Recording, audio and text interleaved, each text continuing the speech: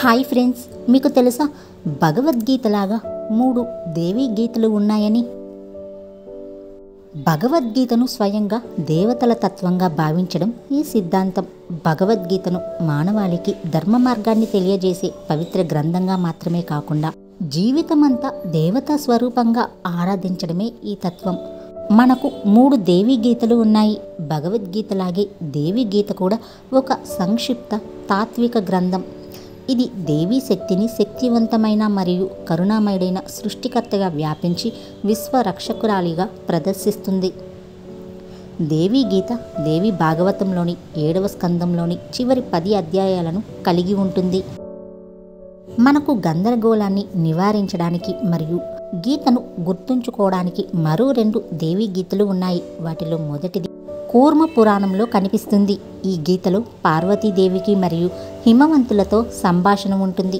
మరొక దేవీ గీత శ్రీమద్ భాగవతంలో కనిపిస్తుంది. ఇది వాస్తవానికి పార్వతీదేవి మరియు హిమవంతుల మధ్య సంభాషణ కలిగి ఉంటుంది కాబట్టి ఈ గీతను పార్వతీదేవి గీతగా సూచిస్తుంది. వేదాంత పాఠాలలో, సాంఖ్య యోగాలలో కూడా ఈ గీతలు ప్రస్తావనలోకి వస్తాయి. శాస్త్రపూర్వకంగా ఈ గ్రంథాలని పార్వతీదేవి గీత లేదా దేవి గీత అని కూడా పిలుస్తారు.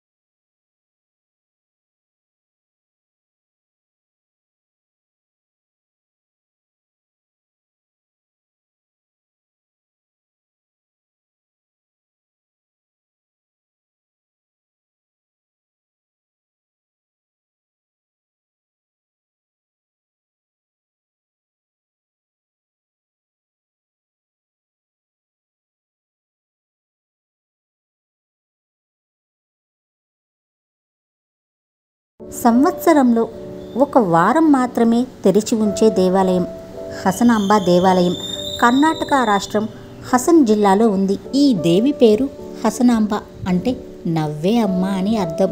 ఆమె ముఖంలో చిరునవ్వు ఎప్పుడూ ఉంటుందని స్థానికులు నమ్ముతారు.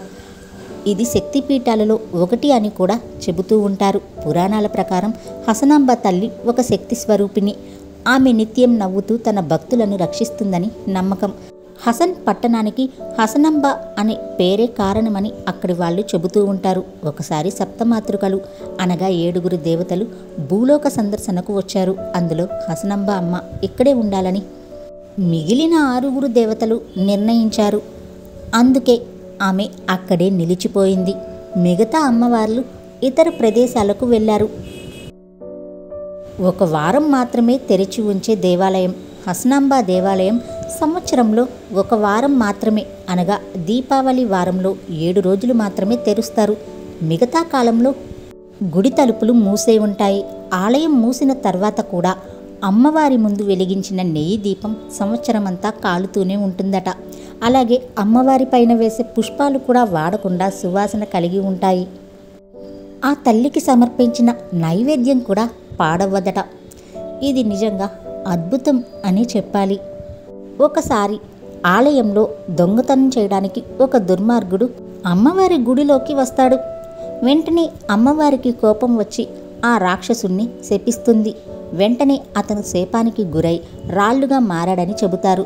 ఆ రాళ్ళు ఆలయం వద్దే ఉన్నాయని భక్తుల నమ్మకం. భక్తులు హసనాంబ తల్లిని దర్శించుకోవడం చాలా శుభప్రదమని నమ్ముతారు. ఆమె దర్శనానికి సంవత్సరమంతా ఎదురు చూస్తారు. ఒక వారం కాలంలో లక్షలాది మంది భక్తులు ఈ అమ్మవారి దర్శనానికి వస్తారు.